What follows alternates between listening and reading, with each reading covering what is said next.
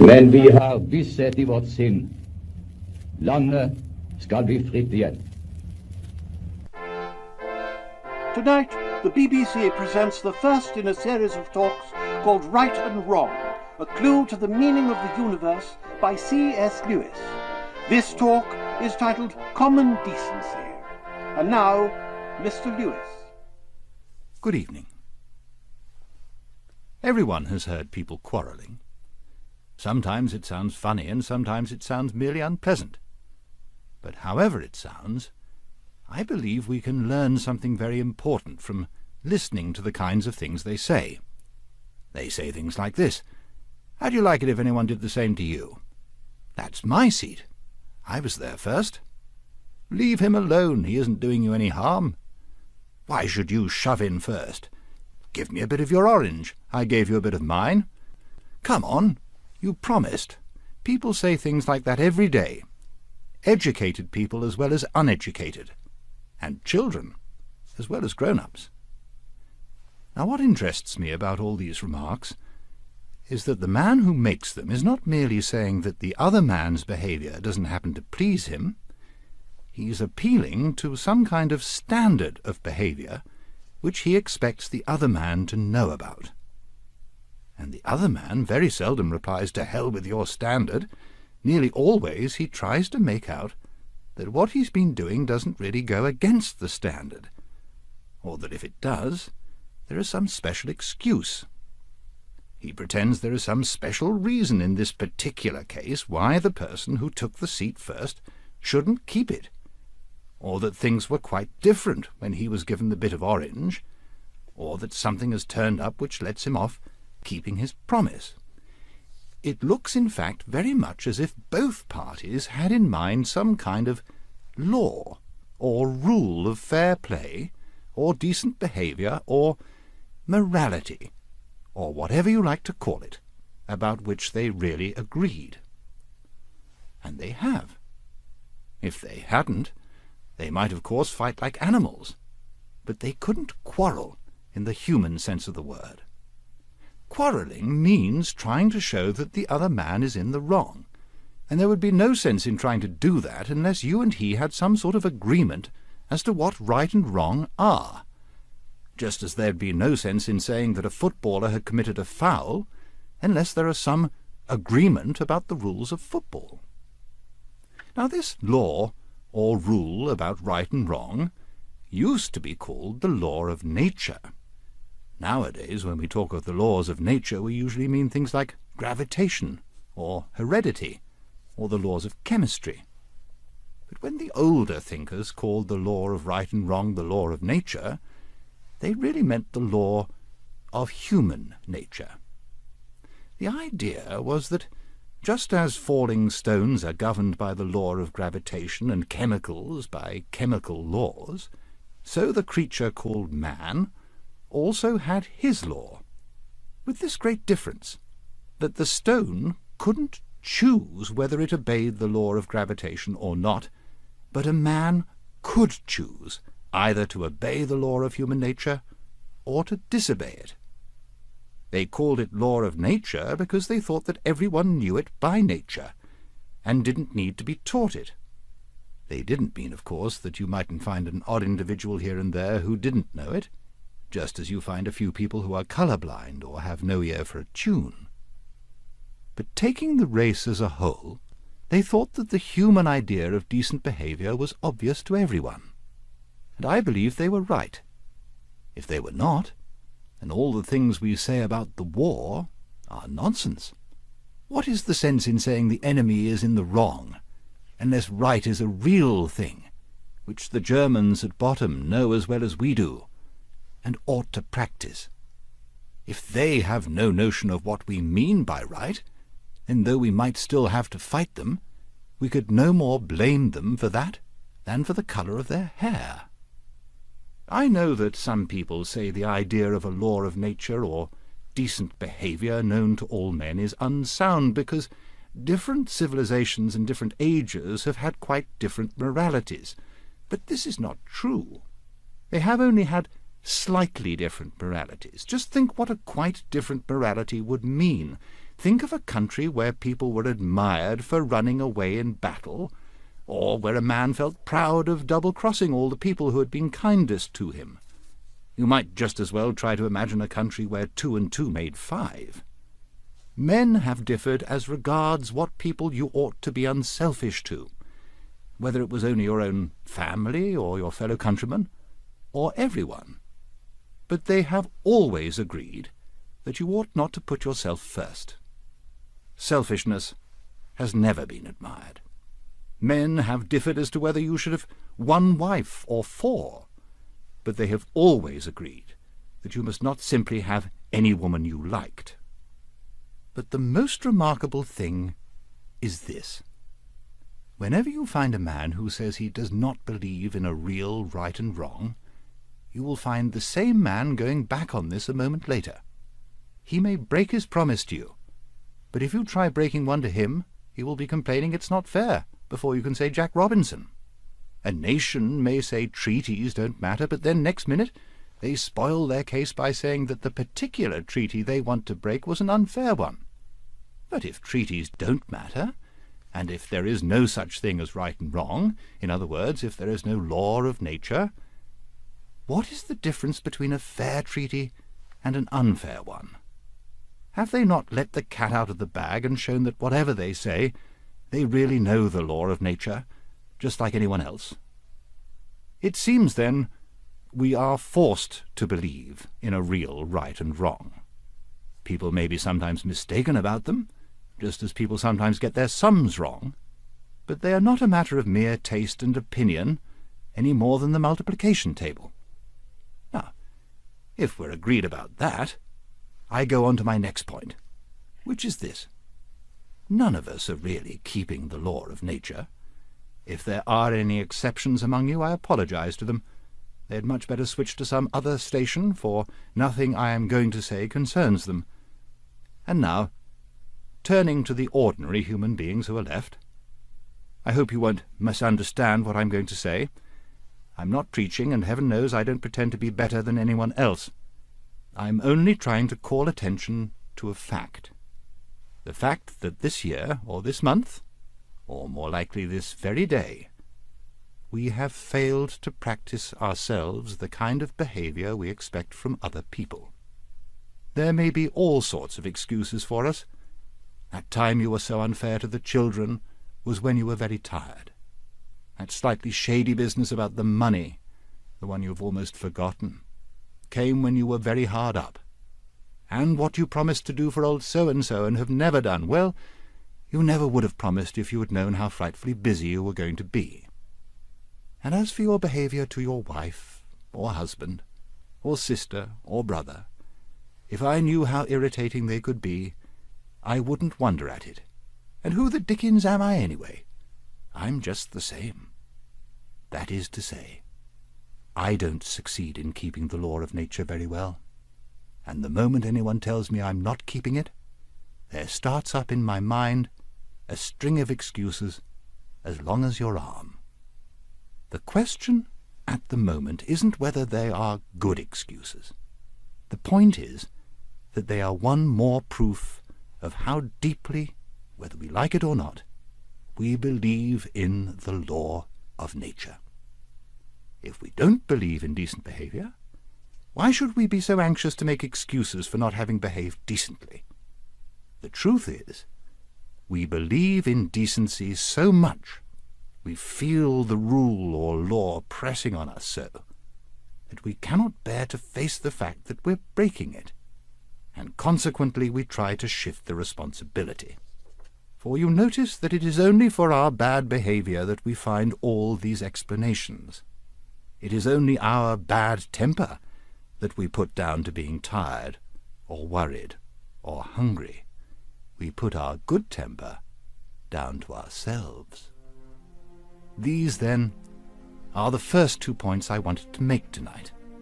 First, that human beings all over the earth have this curious idea that they ought to behave in a certain way, and cannot really get rid of it. Secondly, that they don't in fact behave in that way. They know the law of nature, they break it.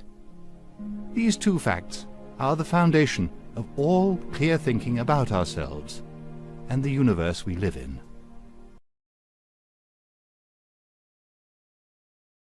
The reality of the moral law.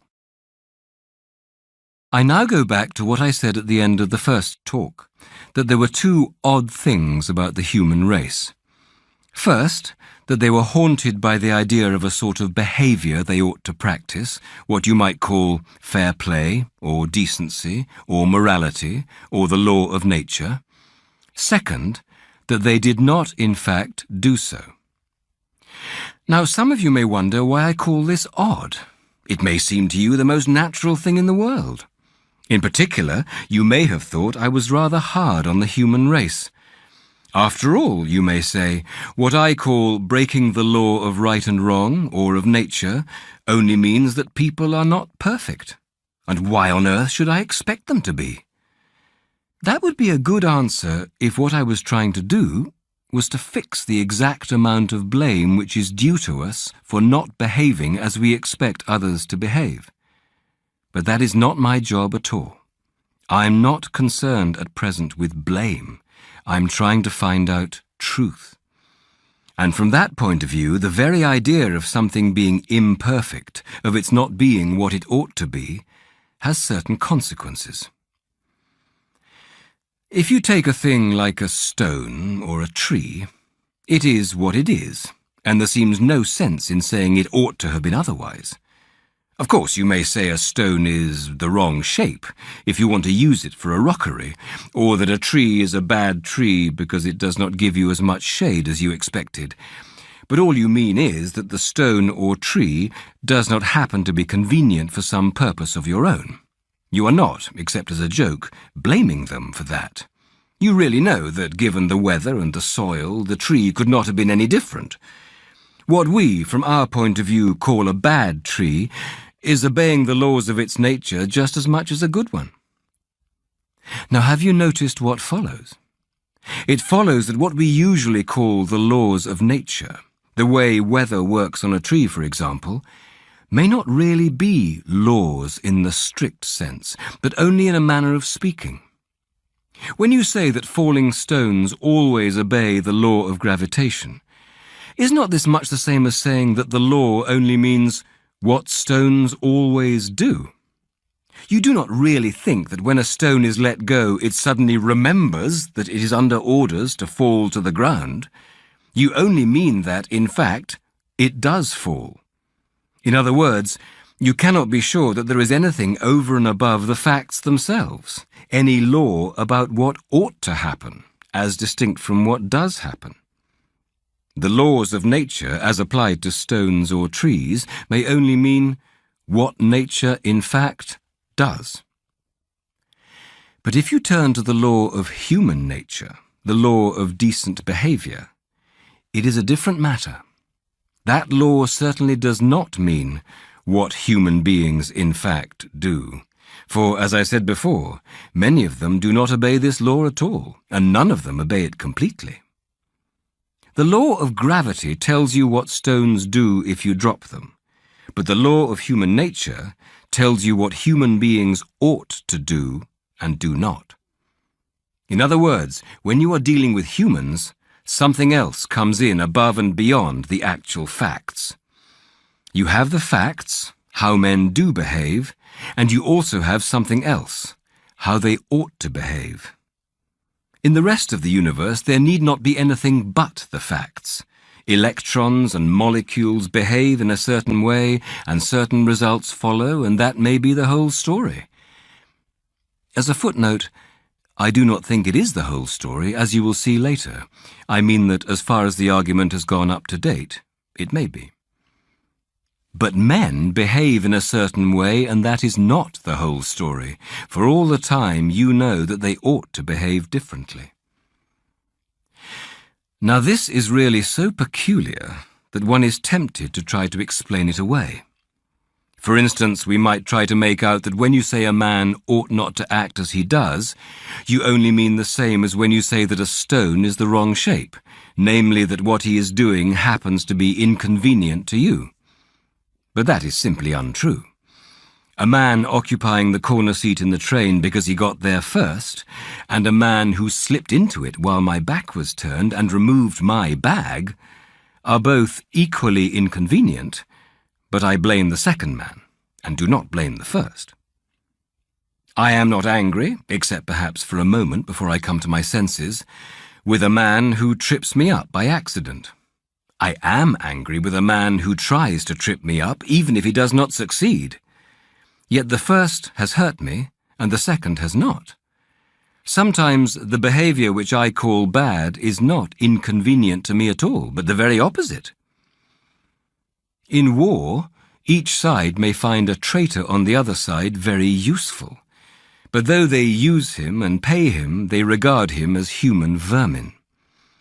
So you cannot say that what we call decent behaviour in others is simply the behaviour that happens to be useful to us. And as for decent behaviour in ourselves, I suppose it is pretty obvious that it does not mean the behaviour that pays. It means things like being content with 30 shillings when you might have got £3, doing schoolwork honestly when it would be easy to cheat, leaving a girl alone when you would like to make love to her, staying in dangerous places when you could go somewhere safer, keeping promises you would rather not keep, and telling the truth, even when it makes you look a fool. Some people say that though decent conduct does not mean what pays each particular person at a particular moment, still it means what pays the human race as a whole, and that consequently there is no mystery about it. Human beings, after all, have some sense. They see that you cannot have any real safety or happiness except in a society where everyone plays fair, and it is because they see this that they try to behave decently. Now, of course, it is perfectly true that safety and happiness can only come from individuals, classes, and nations being honest and fair and kind to each other. It is one of the most important truths in the world. But as an explanation of why we feel as we do about right and wrong, it just misses the point. If we ask, "Why ought I to be unselfish?" and you reply, "Because it is good for society," we may then ask, "Why should I care what's good for society except when it happens to pay me personally?" And then you will have to say, "Because you ought to be unselfish," which simply brings us back to where we started. You are saying what is true, but you are not getting any further. If a man asked what was the point of playing football, it would not be much good saying, "in order to score goals," for trying to score goals is the game itself, not the reason for the game. And you would really only be saying that football was football, which is true, but not worth saying. In the same way, if a man asks, "What is the point of behaving decently?" it is no good replying, "in order to benefit society." For trying to benefit society, in other words, being unselfish, is one of the things decent behaviour consists in. All you are really saying is that decent behaviour is decent behaviour. You would have said just as much if you had stopped at the statement, "Men ought to be unselfish." And that is where I do stop. Men ought to be unselfish, ought to be fair. Not that men are unselfish, nor that they like being unselfish, but that they ought to be. The moral law, or law of human nature, is not simply a fact about human behaviour in the same way as the law of gravitation is, or may be, simply a fact about how heavy objects behave. On the other hand, it is not a mere fancy, for we cannot get rid of the idea, and most of the things we say and think about men would be reduced to nonsense if we did. And it is not simply a statement about how we should like men to behave for our own convenience, for the behaviour we call bad or unfair is not exactly the same as the behaviour we find inconvenient, and may even be the opposite. Consequently, this rule of right and wrong, or law of human nature, or whatever you call it, must, somehow or other, be a real thing. A thing that is really there, not made up by ourselves. and yet it is not a fact in the ordinary sense, in the same way as our actual behavior is a fact. It begins to look as if we shall have to admit that there is more than one kind of reality, that in this particular case there is something above and beyond the ordinary facts of men's behavior, and yet quite definitely real. A real law, which none of us made, but which we find pressing on us.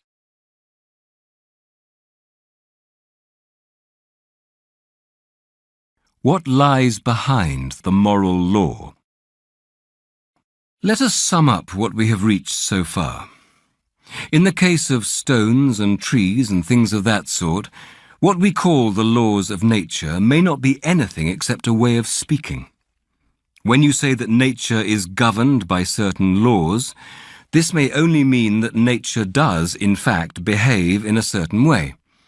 The so-called laws may not be anything real, anything above and beyond the actual facts which we observe. But in the case of man, we saw that this will not do. The law of human nature, or of right and wrong, must be something above and beyond the actual facts of human behavior. In this case, besides the actual facts, you have something else, a real law which we did not invent and which we know we ought to obey. I now want to consider what this tells us about the universe we live in. Ever since men were able to think, they have been wondering what this universe really is and how it came to be there. And very roughly, two views have been held. First, there is what is called the materialist view. People who take that view think that matter and space just happen to exist, and always have existed, nobody knows why, and that the matter, behaving in certain fixed ways, has just happened, by a sort of fluke, to produce creatures like ourselves who are able to think.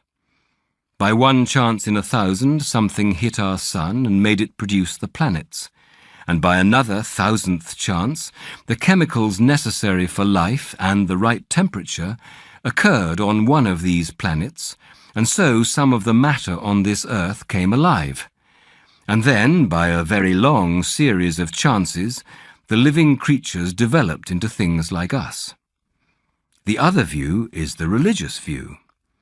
According to it, what is behind the universe is more like a mind than it is like anything else we know, and has purposes, and prefers one thing to another.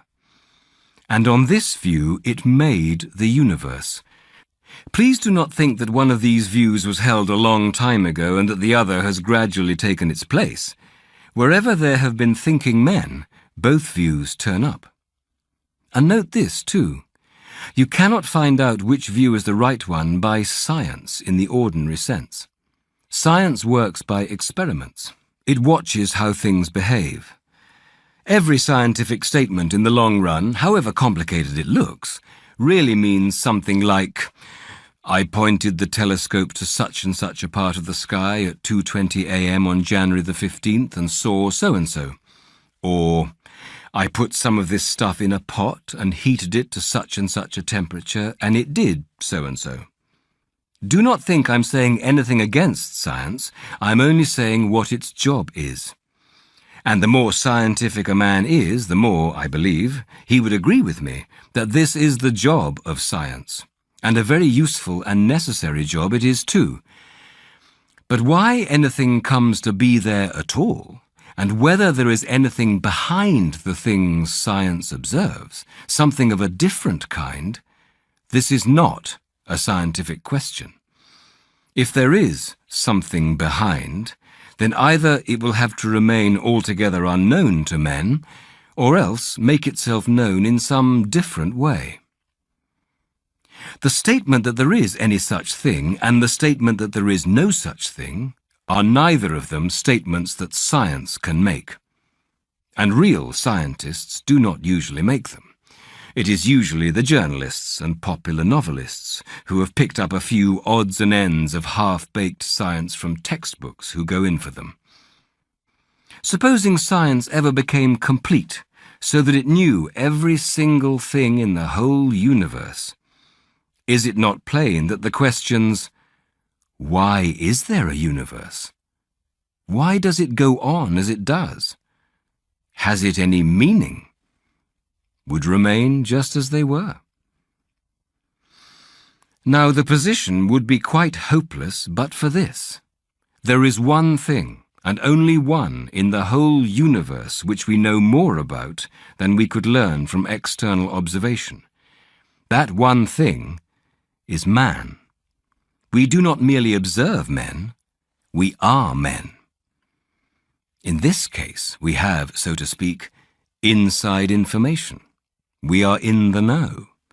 And because of that, we know that men find themselves under a moral law, which they did not make, and cannot quite forget even when they try, and which they know they ought to obey. Notice the following point. Anyone studying man from the outside, as we study electricity or cabbages, not knowing our language and consequently not able to get any inside knowledge from us, but merely observing what we did, would never get the slightest evidence that we had this moral law. How could he? For his observations would only show what we did, and the moral law is about what we ought to do. In the same way, if there were anything above or behind the observed facts in the case of stones or the weather, we, by studying them from outside, could never hope to discover it. The position of the question, then, is like this. We want to know whether the universe simply happens to be what it is for no reason, or whether there is a power behind it that makes it what it is. Since that power, if it exists, would be not one of the observed facts, but a reality which makes them, no mere observation of the facts can find it. There is only one case in which we can know whether there is anything more, namely, our own case. And in that one case, we find there is.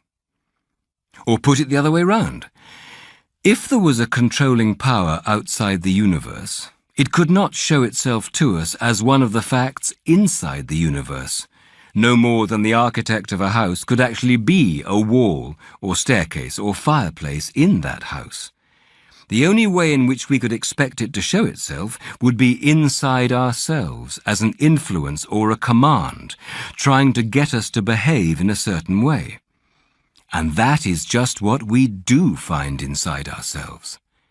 Surely this ought to arouse our suspicions.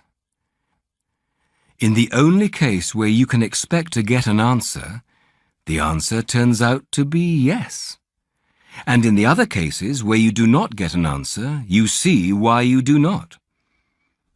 Suppose someone asked me, when I see a man in a blue uniform going down the street, leaving little paper packets at each house, why I suppose that they contain letters. I should reply, because whenever he leaves a similar little packet for me, I find it does contain a letter. And if he then objected, but you've never seen all these letters which you think the other people are getting, I should say, of course not, and I shouldn't expect to, because they're not addressed to me. I'm explaining the packets I'm not allowed to open by the ones I am allowed to open. It is the same about this question. The only packet I am allowed to open is man. When I do, especially when I open that particular man called myself, I find that I do not exist on my own, that I am under a law, that somebody or something wants me to behave in a certain way. I do not, of course, think that if I could get inside a stone or a tree I should find exactly the same thing, just as I do not think all the other people in the street get the same letters as I do. I should expect, for instance, to find that the stone had to obey the law of gravity, that whereas the sender of the letters merely tells me to obey the law of my human nature, he compels the stone to obey the laws of its stony nature. But I should expect to find that there was, so to speak, a sender of letters in both cases, a power behind the facts, a director, a guide. Do not think I'm going faster than I really am. I am not yet within 100 miles of the God of Christian theology.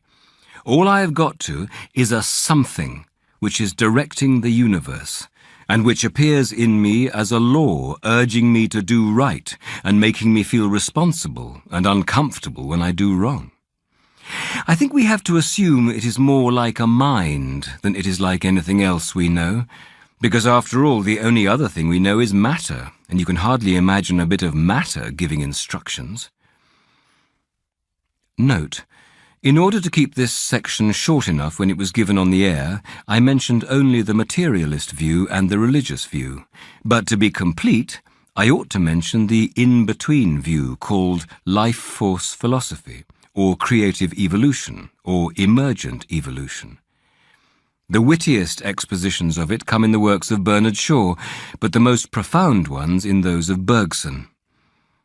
People who hold this view say that the small variations by which life on this planet evolved from the lowest forms to man were not due to chance, but to the striving or purposiveness of a life force. When people say this, we must ask them whether by life force they mean something with a mind or not. If they do, then a mind bringing life into existence and leading it to perfection is really a god, and their view is thus identical with the religious.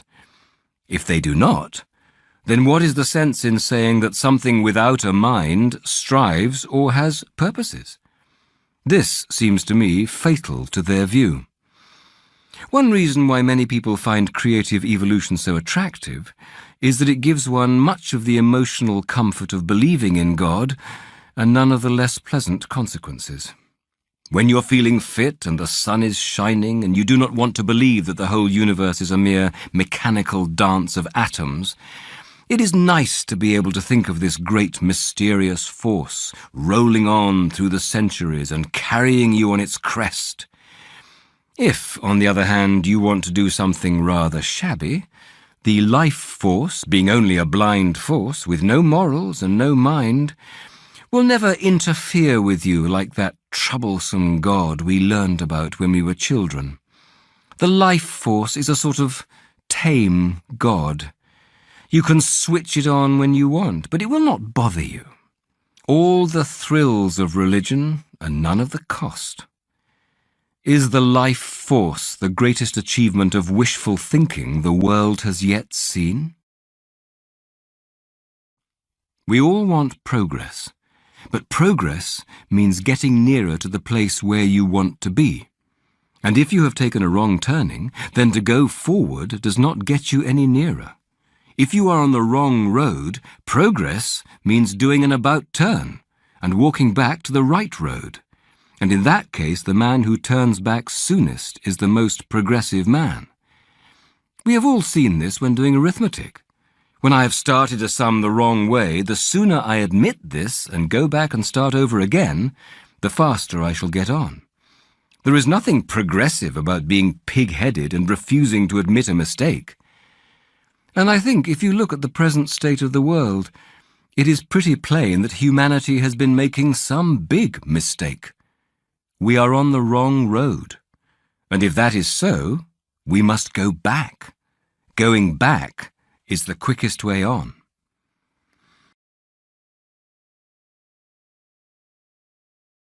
Some objections. Some of the letters I have had show that a good many people find it difficult to understand just what this law of human nature, or moral law, or rule of decent behaviour is. For example, some people wrote to me saying, "Isn't what you call the moral law simply our herd instinct, and hasn't it been developed just like all our other instincts?" Now, I do not deny that we may have a herd instinct, but that is not what I mean by the moral law. We all know what it feels like to be prompted by instinct, by mother love or sexual instinct or the instinct for food. It means that you feel a strong want or desire to act in a certain way. And, of course, we sometimes do feel just that sort of desire to help another person, and no doubt that desire is due to the herd instinct. But feeling a desire to help is quite different from feeling that you ought to help whether you want to or not. Supposing you hear a cry for help from a man in danger, you will probably feel two desires. One, a desire to give help, due to your herd instinct. The other, a desire to keep out of danger, due to the instinct for self-preservation. But you will find inside you, in addition to these two impulses, a third thing, which tells you that you ought to follow the impulse to help and suppress the impulse to run away. Now, this thing that judges between two instincts, that decides which should be encouraged, cannot itself be either of them. You might as well say that the sheet of music which tells you at a given moment to play one note on the piano and not another is itself one of the notes on the keyboard. The moral law tells us the tune we have to play. Our instincts are merely the keys. Another way of seeing that the moral law is not simply one of our instincts is this. If two instincts are in conflict, and there is nothing in a creature's mind except those two instincts, obviously the stronger of the two must win. But at those moments when we are most conscious of the moral law, it usually seems to be telling us to side with the weaker of the two impulses. You probably want to be safe much more than you want to help the man who is drowning, but the moral law tells you to help him all the same. And surely it often tells us to try to make the right impulse stronger than it naturally is. I mean, we often feel it our duty to stimulate the herd instinct by waking up our imaginations and arousing our pity and so on, so as to get up enough steam for doing the right thing. But clearly we are not acting from instinct when we set about making an instinct stronger than it is. The thing that says to you, "Your herd instinct is asleep. Wake it up," cannot itself be the herd instinct. The thing that tells you which note on the piano needs to be played louder cannot itself be that note. Here is a third way of seeing it. If the moral law was one of our instincts, we ought to be able to point to some one impulse inside us which was always what we call good, always in agreement with the rule of right behavior. But you cannot. There is none of our impulses which the moral law may not sometimes tell us to suppress, and none which it may not sometimes tell us to encourage. It is a mistake to think that some of our impulses, say mother love or patriotism, are good, and others, like sex or the fighting instinct, are bad. All we mean is that the occasions on which the fighting instinct or the sexual desire need to be restrained are rather more frequent than those for restraining mother love or patriotism. But there are situations in which it is the duty of a married man to encourage his sexual impulse and of a soldier to encourage the fighting instinct. There are also occasions on which a mother's love for her own children or a man's love for his own country have to be suppressed, or they will lead to unfairness towards other people's children or countries. Strictly speaking, there are no such things as good and bad impulses. Think once again of a piano. It has not got two kinds of notes on it, the right notes and the wrong ones. Every single note is right at one time and wrong at another. The moral law is not any one instinct or any set of instincts. It is something which makes a kind of tune, the tune we call goodness or right conduct, by directing the instincts. By the way, this point is of great practical consequence. The most dangerous thing you can do is to take any one impulse of your own nature and set it up as the thing you ought to follow at all costs. There is not one of them which will not make us into devils if we set it up as an absolute guide. You might think love of humanity in general was safe, but it is not. If you leave out justice, you will find yourself breaking agreements and faking evidence in trials for the sake of humanity, and become, in the end, a cruel and treacherous man. Other people wrote to me saying, "Isn't what you call the moral law just a social convention, something that is put into us by education?" I think there is a misunderstanding here. The people who ask that question are usually taking it for granted that if we have learned a thing from parents and teachers, then that thing must be merely a human invention. But of course, that is not so. We all learned the multiplication table at school. A child who grew up alone on a desert island would not know it. But surely, it does not follow that the multiplication table is simply a human convention, something human beings have made up for themselves and might have made different if they had liked. I fully agree that we learn the rule of decent behaviour from parents and teachers and friends and books, as we learn everything else. But some of the things we learn are mere conventions which might have been different. We learn to keep to the left of the road, but it might just as well have been the rule to keep to the right. And others of them, like mathematics, are real truths. The question is to which class the law of human nature belongs. There are two reasons for saying it belongs to the same class as mathematics. The first is, as I said in the first broadcast, that though there are differences between the moral ideas of one time or country and those of another, the differences are not really very great, not nearly so great as most people imagine, and you can recognize the same law running through them all, whereas mere conventions, like the rule of the road or the kind of clothes people wear, may differ to any extent. The other reason is this. When you think about these differences between the morality of one people and another, do you think that the morality of one people is ever better or worse than that of another? Have any of the changes been improvements? If not, then of course there could never be any moral progress. Progress means not just changing, but changing for the better. If no set of moral ideas were truer or better than any other, there would be no sense in preferring civilized morality to savage morality, or Christian morality to Nazi morality. In fact, of course, we all do believe that some moralities are better than others. We do believe that some of the people who tried to change the moral ideas of their own age were what we would call reformers or pioneers, people who understood morality better than their neighbours did. Very well then. The moment you say that one set of moral ideas can be better than another, you are, in fact, measuring them both by a standard, saying that one of them conforms to that standard more nearly than the other. But the standard that measures two things is something different from either. You are, in fact, comparing them both with some real morality, admitting that there is such a thing as a real right, independent of what people think, and that some people's ideas get nearer to that real right than others. Or put it this way, if your moral ideas can be truer, and those of the Nazis less true, there must be something, some real morality, for them to be true about. The reason why your idea of New York can be truer or less true than mine is that New York is a real place, existing quite apart from what either of us thinks.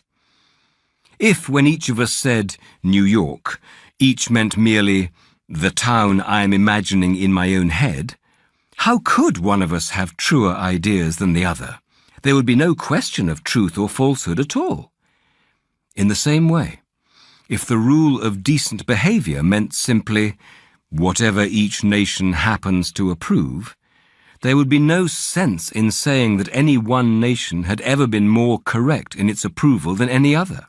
No sense in saying that the world could ever grow morally better or morally worse. I conclude, then, that though the differences between people's ideas of decent behaviour often make you suspect that there is no real natural law of behaviour at all, yet the things we are bound to think about these differences really prove just the opposite. But one word before I end. I have met people who exaggerate the differences because they have not distinguished between differences of morality and differences of belief about facts. For example, one man said to me, 300 years ago, people in England were putting witches to death. Was that what you call the rule of human nature or right conduct? But surely the reason we do not execute witches is that we do not believe there are such things. If we did, if we really thought that there were people going about who had sold themselves to the devil and received supernatural powers from him in return, and were using these powers to kill their neighbours, or drive them mad, or bring bad weather, surely we would all agree that if anyone deserved the death penalty, then these filthy quislings did. There is no difference of moral principle here. The difference is simply about matter of fact. It may be a great advance in knowledge not to believe in witches. There is no moral advance in not executing them when you do not think they are there. You would not call a man humane for ceasing to set mouse traps if he did so because he believed there were no mice in the house.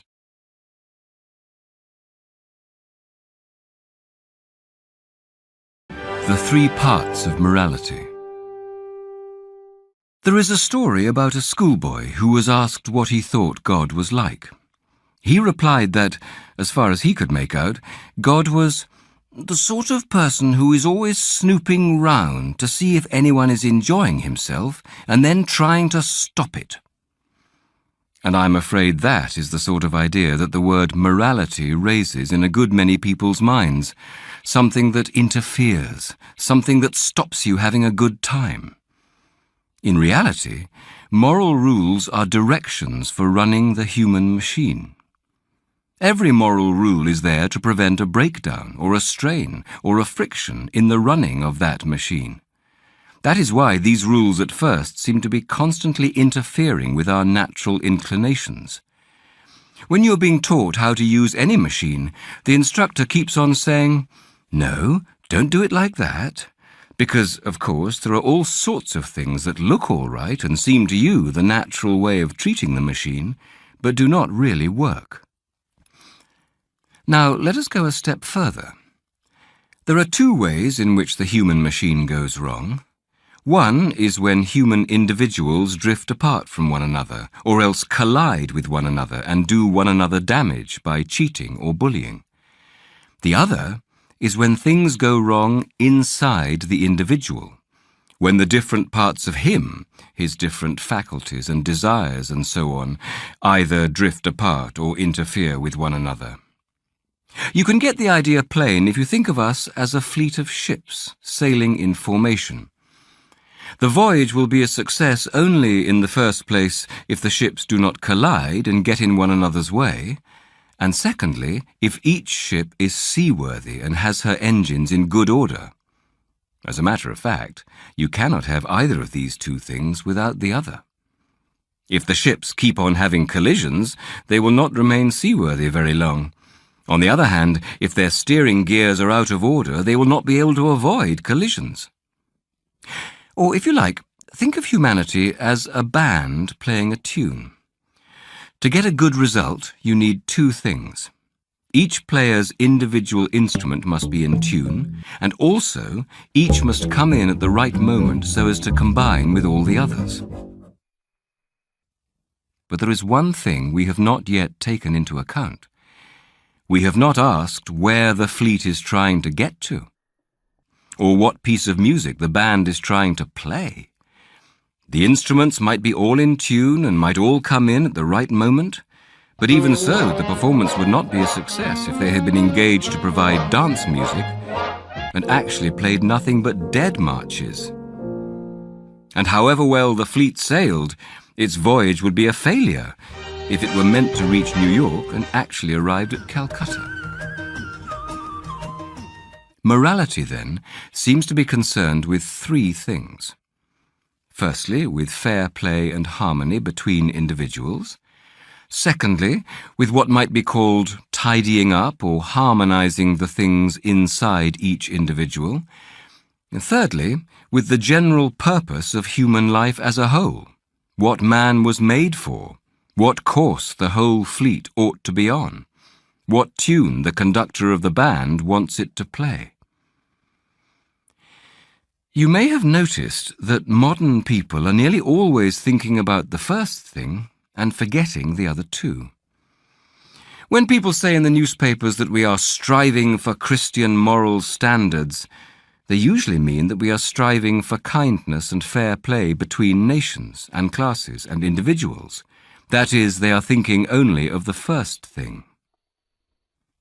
When a man says about something he wants to do, "It can't be wrong because it doesn't do anyone else any harm," he is thinking only of the first thing.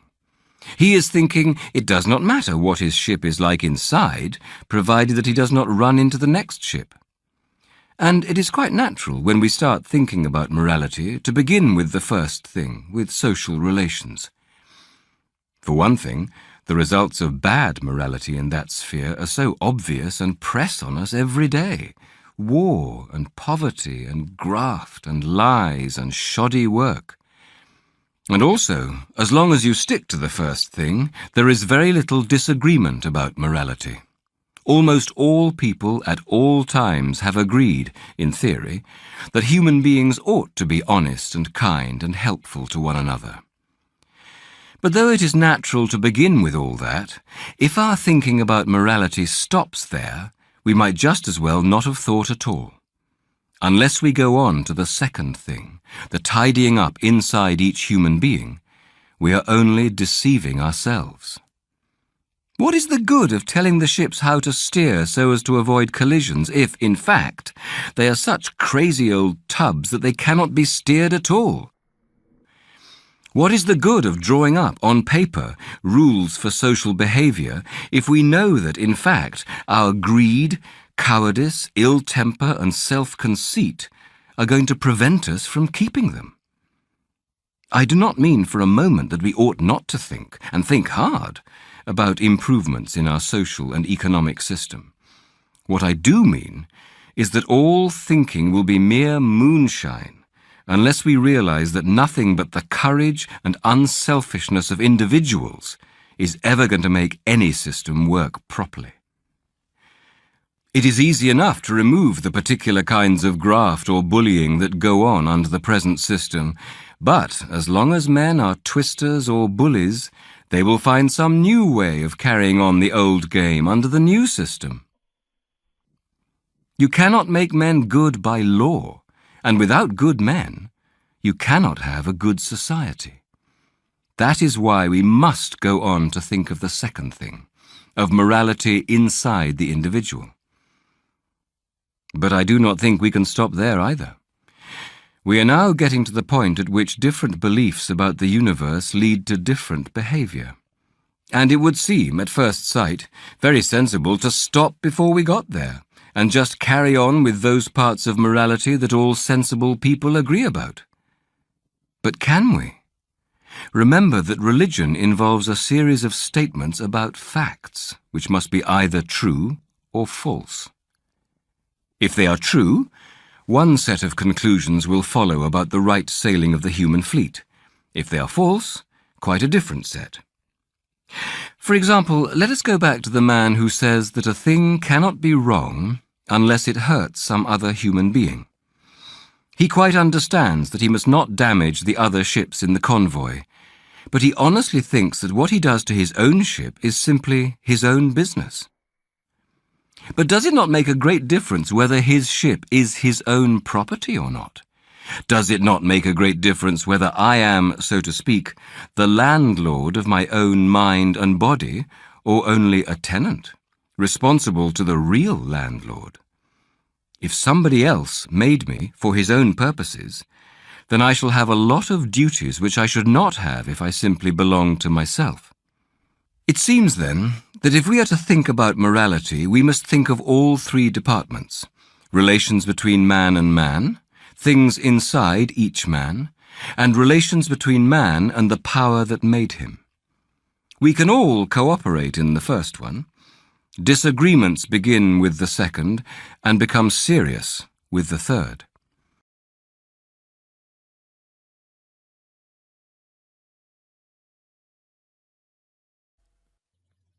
The Russians, I am told, report that they have not found God in outer space. On the other hand, a good many people in many different times and countries claim to have found God here on earth. The conclusion some want us to draw from these data is that God does not exist. As a corollary, those who think they have met him on earth were suffering from a delusion. But other conclusions might be drawn. 1. We have not yet gone far enough in space. There had been ships on the Atlantic for a good time before America was discovered. 2. God does exist, but is locally confined to this planet. 3. The Russians did find God in space without knowing it, because they lacked the requisite apparatus for detecting him. 4. God does exist, but is not an object either located in a particular part of space, nor diffused, as we once thought ether was, throughout space. The first two conclusions do not interest me. The sort of religion for which they could be a defense would be a religion for savages. The belief in a local deity who can be contained in a particular temple, island, or grove. That, in fact, seems to be the sort of religion about which the Russians, or some Russians and a good many people in the West, are being irreligious. It is not in the least disquieting that no astronauts have discovered a god of that sort. The really disquieting thing would be if they had. The third and fourth conclusions are the ones for my money. Looking for God, or heaven, by exploring space, is like reading or seeing all Shakespeare's plays in the hope that you will find Shakespeare as one of the characters, or Stratford as one of the places. Shakespeare is in one sense present at every moment in every play, but he is never present in the same way as Falstaff, or Lady Macbeth. If there were an idiot who thought plays existed on their own without an author, our belief in Shakespeare would not be much affected by his saying, quite truly, that he had studied all the plays and never found Shakespeare in them. The rest of us, in varying degrees, found Shakespeare in the plays. But it is a quite different sort of finding from anything our poor friend has in mind. Even he has, in reality, been in some way affected by Shakespeare, but without knowing it. He lacked the necessary apparatus for detecting Shakespeare. And now, of course, this is only an analogy. And my point is that, if God does exist, he is related to the universe more as an author is related to a play than as one object in the universe is related to another. If God created the universe, he created space-time, which is to the universe as the meter is to a poem, or the key is to music. To look for him as one item within the framework which he himself invented is nonsensical. If God, such a God as any adult religion believes in, exists, mere movement in space will never bring you any nearer to him or any farther from him than you are at this very moment. You can neither reach him nor avoid him by travelling to Alpha Centauri or even to other galaxies. A fish is no more and no less in the sea after it has swum 1,000 miles than it was when it set out. God made the world, that space and time, heat and cold, and all the colours and tastes, and all the animals and vegetables are things that God made up, but it also thinks that a great many things have gone wrong with the world that God made, and that God insists, and insists very loudly, on our putting them right again. And of course, that raises a very big question. If a good God made the world, why has it gone wrong? And for many years I simply refused to listen to the Christian answers to this question, because I kept on feeling, whatever you say, and however clever your arguments are, isn't it much simpler and easier to say that the world was not made by any intelligent power? Aren't all your arguments simply a complicated attempt to avoid the obvious? But then that threw me back into another difficulty. My argument against God was that the universe seemed so cruel and unjust. But how had I got this idea of just and unjust? A man does not call a line crooked unless he has some idea of a straight line. What was I comparing this universe with when I called it unjust? If the whole show was bad and senseless from A to Z, so to speak, why did I, who was supposed to be part of the show, find myself in such violent reaction against it? A man feels wet when he falls into water because man is not a water animal. A fish would not feel wet. Of course, I could have given up my idea of justice by saying it was nothing but a private idea of my own. But if I did that, then my argument against God collapsed too, for the argument depended on saying that the world was really unjust, not simply that it did not happen to please my private fancies. Thus, in the very act of trying to prove that God did not exist, in other words, that the whole of reality was senseless, I found I was forced to assume that one part of reality, namely my idea of justice, was full of sense. Consequently, atheism turns out to be too simple. If the whole universe has no meaning, we should never have found out that it has no meaning. Just as if there were no light in the universe and therefore no creatures with eyes, we should never know it was dark. Dark would be a word without meaning.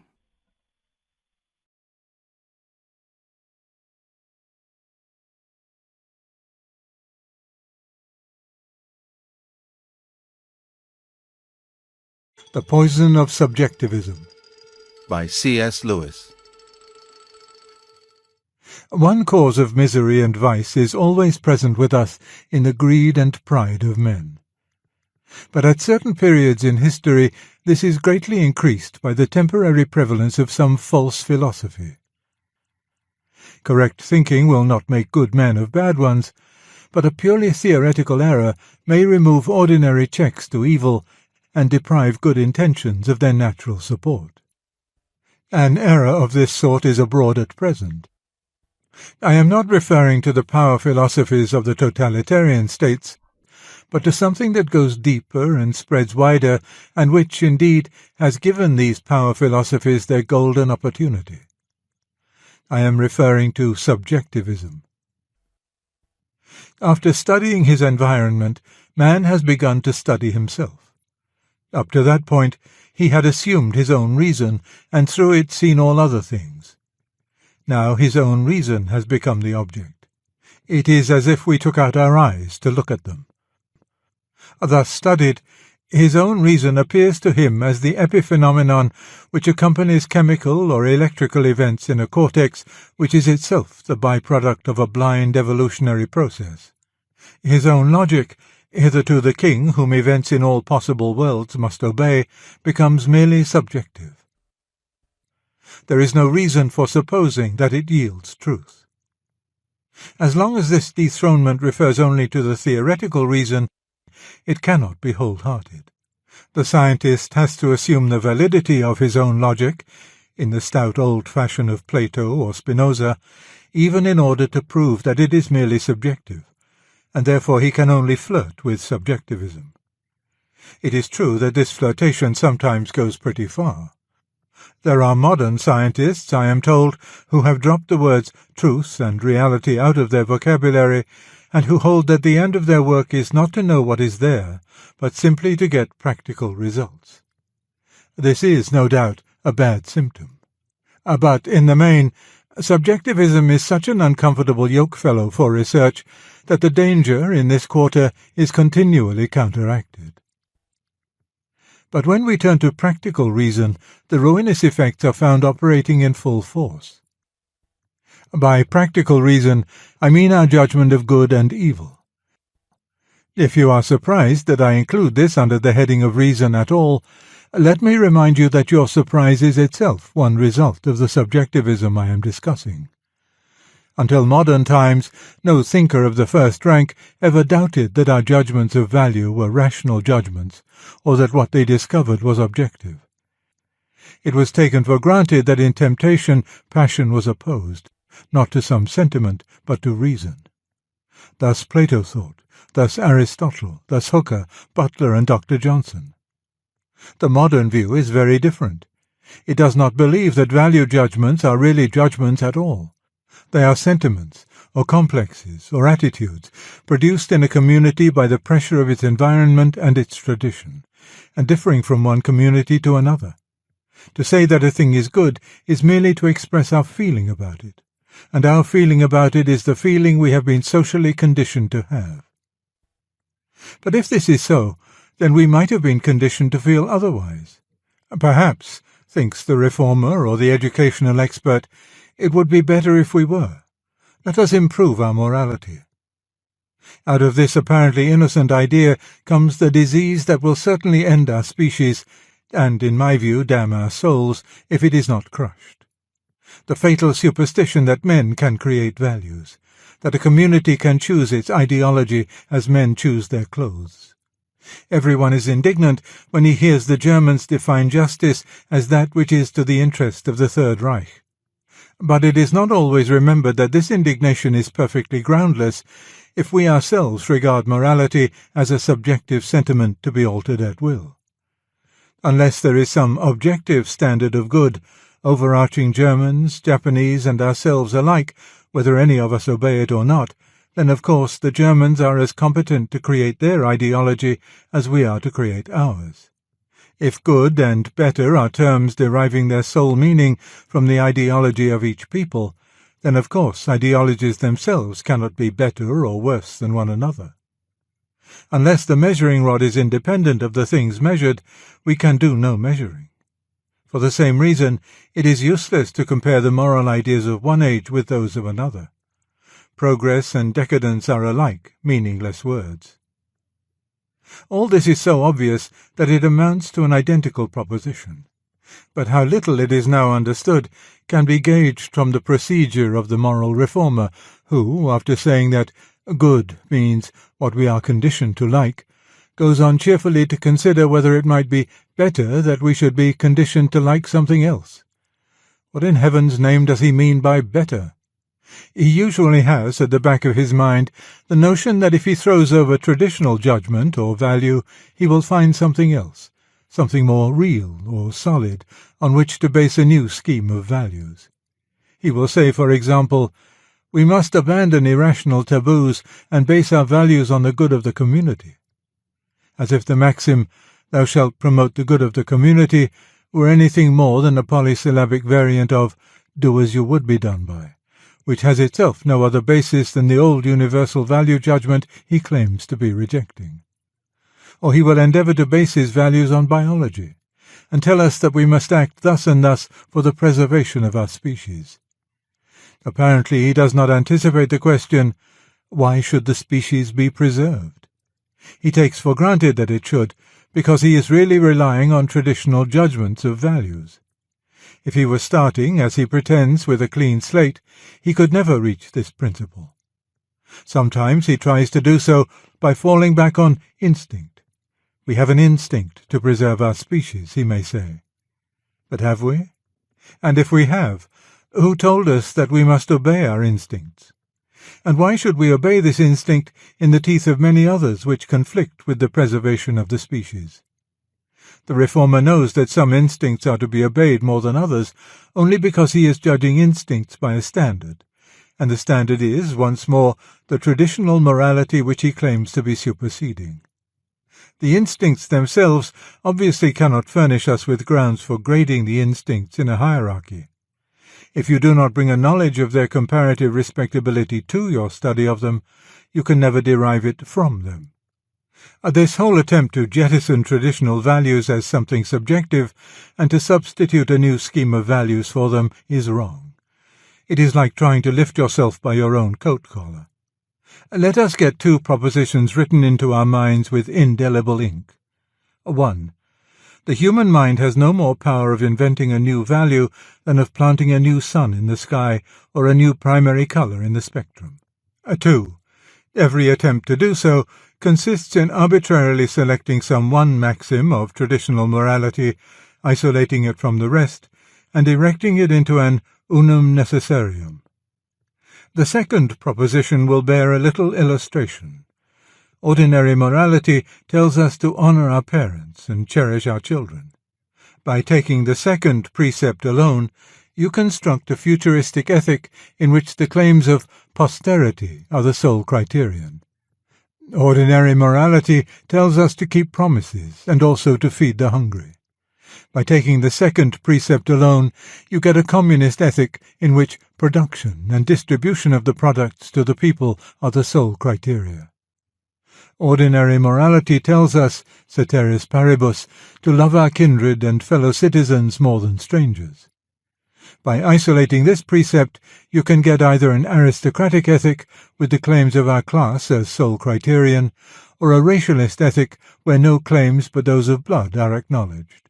These monomaniac systems are then used as a ground from which to attack traditional morality.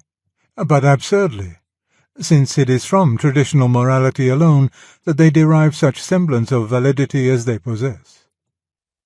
Starting from scratch, with no assumptions about value, we could reach none of them.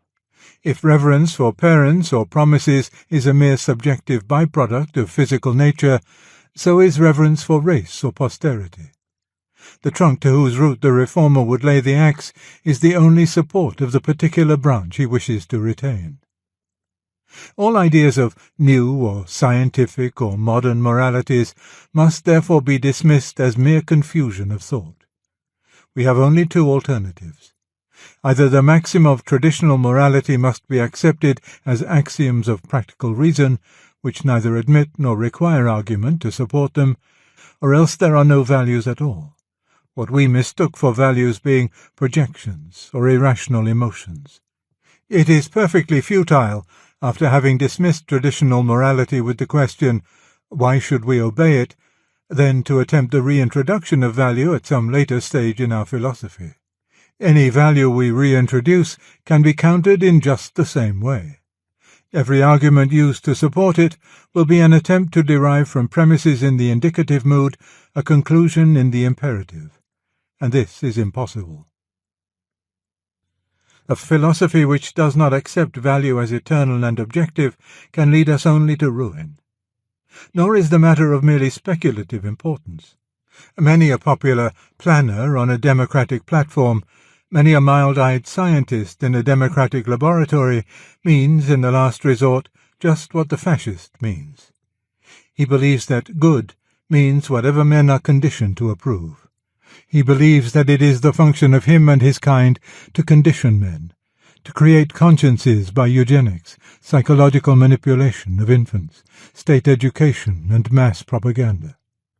Because he is confused, he does not yet fully realize that those who create conscience cannot be subject to conscience themselves. But he must awake to the logic of his position sooner or later. And when he does, what barrier remains between us and the final division of the race into a few conditioners who stand themselves outside morality, and the many conditioned in whom such morality as the experts choose is produced at the experts' pleasure? If good means only the local ideology, how can those who invent the local ideology be guided by any idea of good themselves? The very idea of freedom presupposes some objective moral law which overarches rulers and ruled alike. Subjectivism about values is eternally incompatible with democracy. We and our rulers are of one kind only so long as we are subject to one law.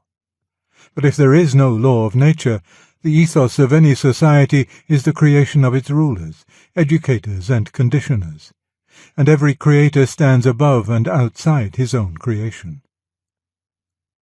Unless we return to the crude and nursery-like belief in objective values, we perish. If we do, we may live,